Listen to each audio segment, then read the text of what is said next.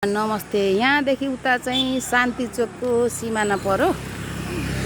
त्यहाँदेखि यसरी सरर यो हाम्रो यो होलसेल पसल पर्यो।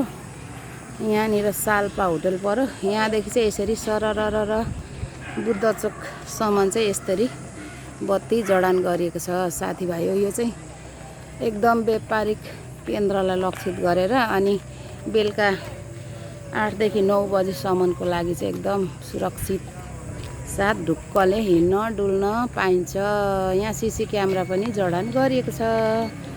ल है एभ्रिवान आउनुहोस् है भाइ, दामी छ नि हाम्रो बुद्ध चोक।